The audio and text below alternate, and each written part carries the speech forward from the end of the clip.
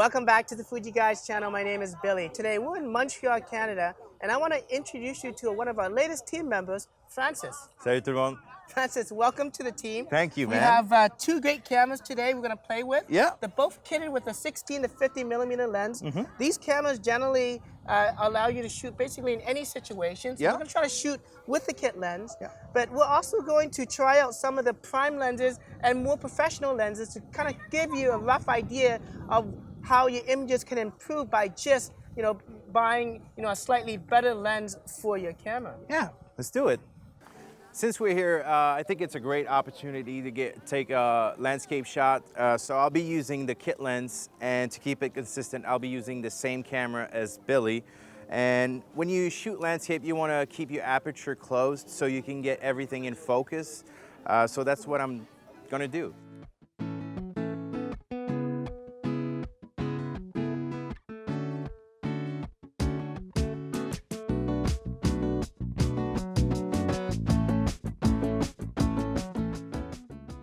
So Francis was shooting with the kit lens, the 16 to 50 millimeter lens. He was shooting at the wide angle portion at 16 millimeters. I have here Fuji's 16 mil f1.4 lens. This is a prime lens, so there's no moving parts. It's going to be very, very sharp. I'm going to close down the aperture to f16 that allows me to get everything in focus. That's the same thing as shooting, of course, in the landscape mode if your camera has that. And I'm going to see if we can get some good shots out of this lens.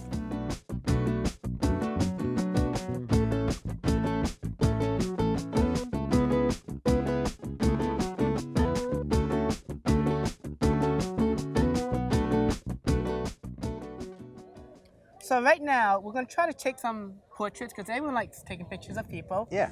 Again, we're using the same camera. We're going to use different lenses. We're going to use a kit lens, and then we're going to use a portrait lens and see, how much better the pictures would look like, if we were to kind of upgrade from the kit. So let's give that a try. Let's do it. Okay, so I'm gonna try the 16 and 50. I'm gonna put it to 50 to get the maximum compression and get the shallower depth of field. And I'm going to be the model. So now I can see it's a little bit blurry in the back, which I like. Yeah, when you zoom in with your kit lens, it does help to compress the shot. Yeah. And it also helps to reduce, the depth of field, make it more shallow, right? So now I'm just gonna real quick test it with the 56 at 1.2, and let's see if I do see a difference. Oh my God, yeah, definitely. Everything's blurred. Yeah, it's it's amazing. Yeah, you definitely see the difference. So just like Francis, I'm going to be shooting again with the kit, and I'm going to try out the portrait lens to see what difference it makes. Of course, again, I'm going to shoot at 50 mil. It really helps compress the scene and really gives me more shallow depth of field. So that's a little tip if you wanted to shoot some portraits. And of course, you can also shoot it in a portrait orientation as well. How do I look? Really good, Francis. There you go. All right, that was the kit lens. I'm gonna go and try it with the other camera now. This is with the 56 1.2 portrait lens. And see, wow, it really does isolate the background. And again, having that more shallow depth of field really makes the image pop and makes the subject really stand out. I can definitely see the difference already, even without even taking the picture, on how much shallow depth of field I'm getting. And this is really a stunning lens. So definitely, a perfect upgrade to your kit lens if you really want to take some good portraits.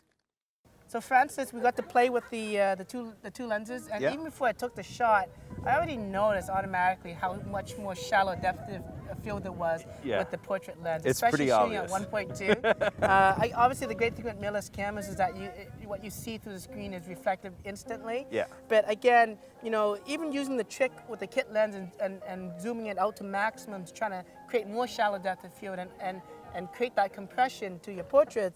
Definitely the portrait, even before looking at images, it's a huge, huge upgrade. So, for sure, if you want to get much better portraits, I think, at least for me, definitely go with a portrait lens. Yeah, definitely.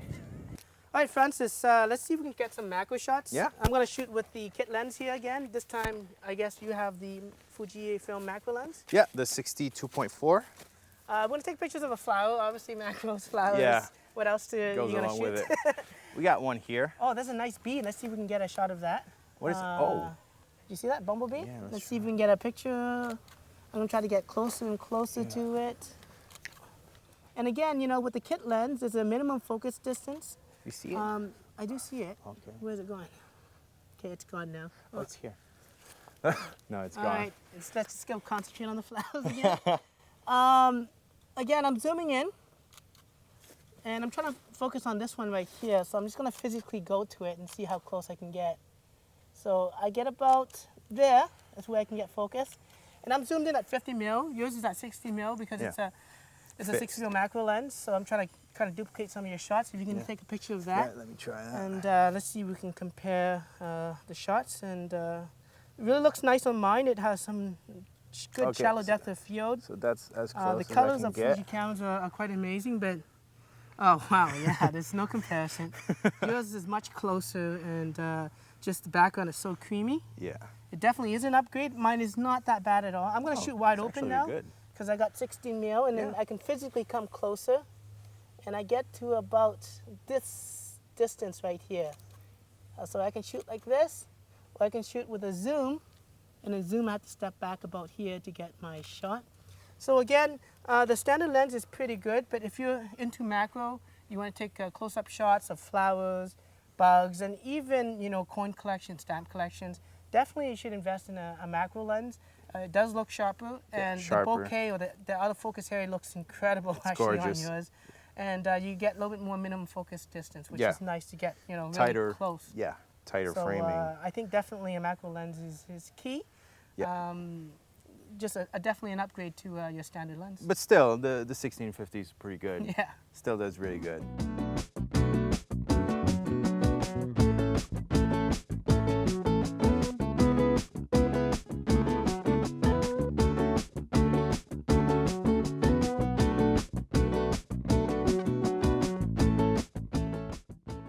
Well, Francis, we were shooting with prime lenses all day, comparing it to the kit lens. Yep. We were doing landscape shots with the 16 mil.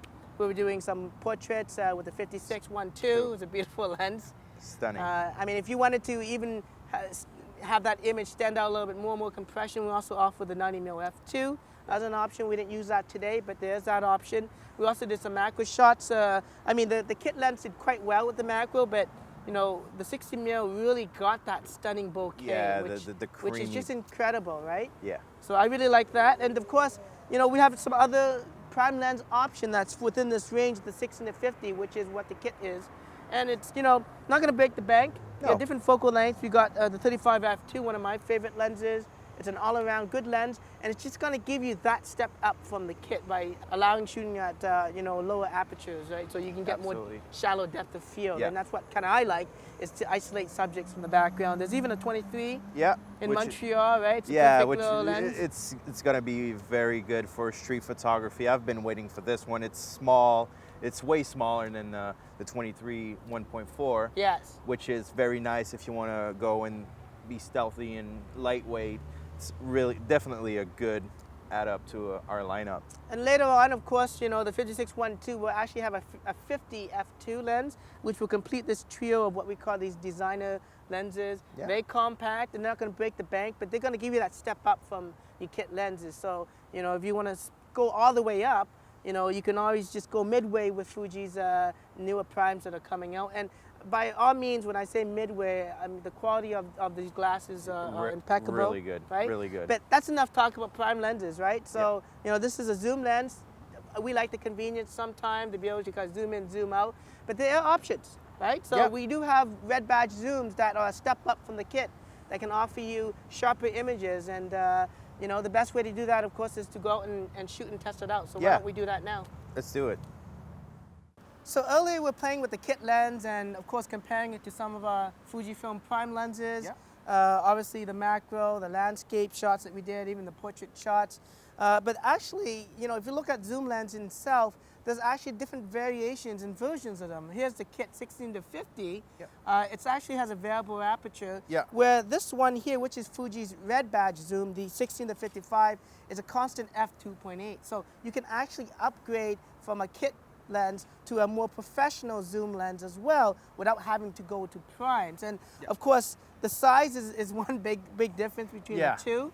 But what you get is constant aperture, and that means, you know, when you're shooting low light situations, you have much more light coming in. Yeah, and if you zoom in, you keep the same aperture all the way through. So really good for shooting portraits, right? So you can actually shoot still wide open. Where with that, I think it closes to an f5.6. Exactly. So you get more depth of field.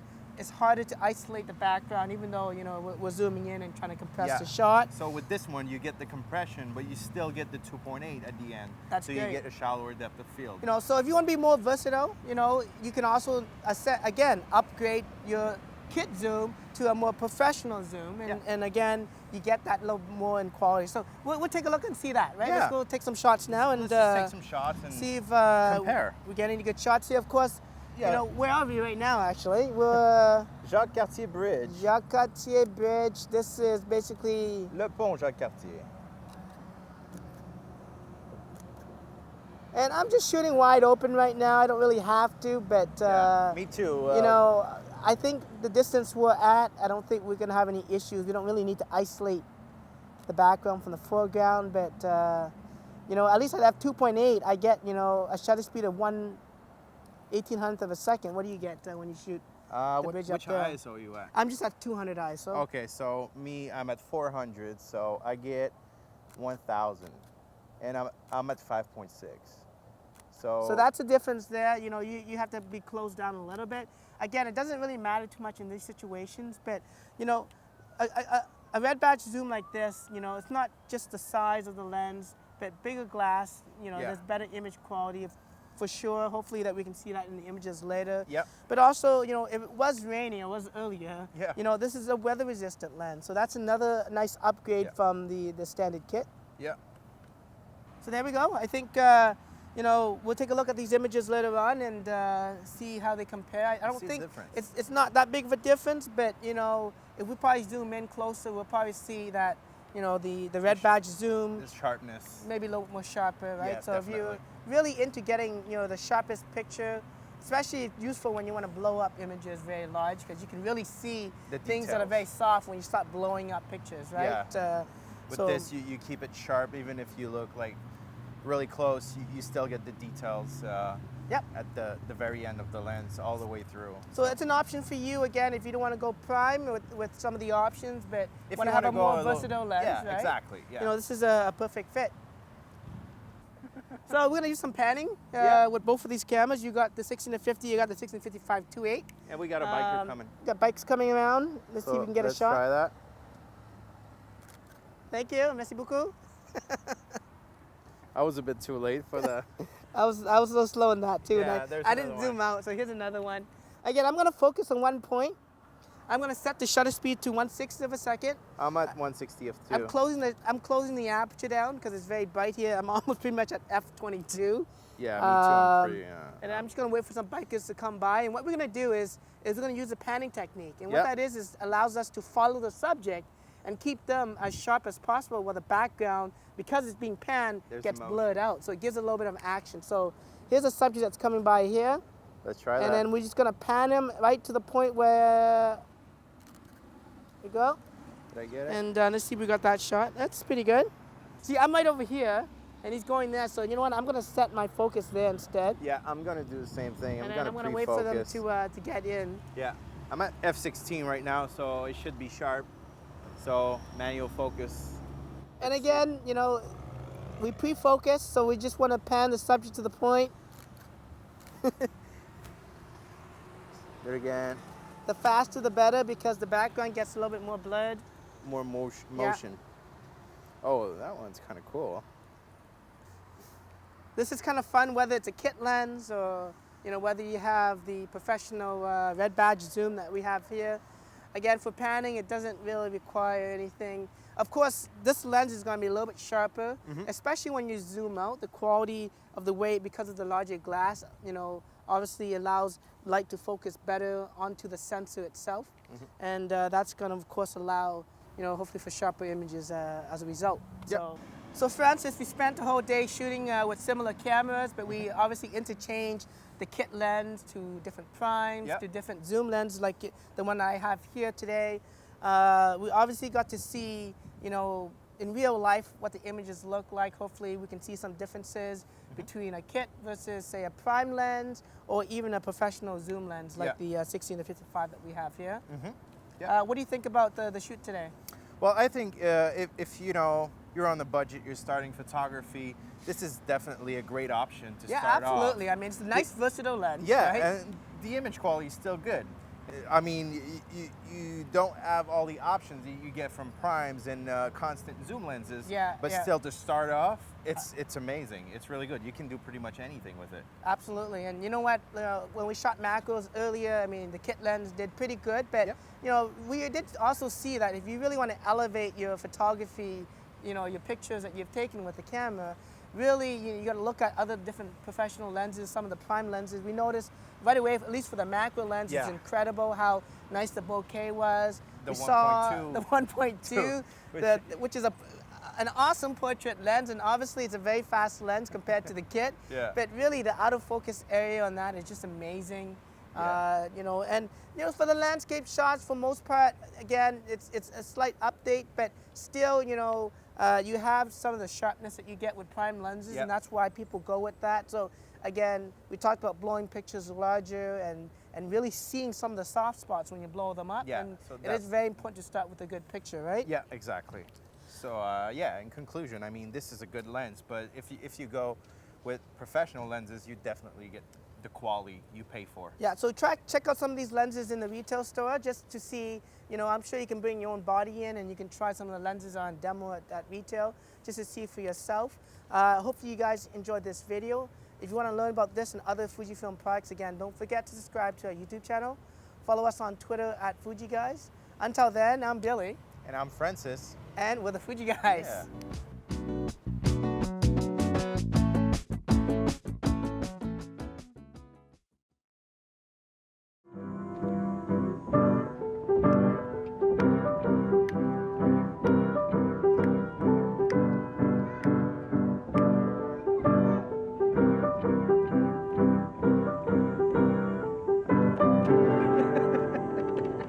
You're actually good.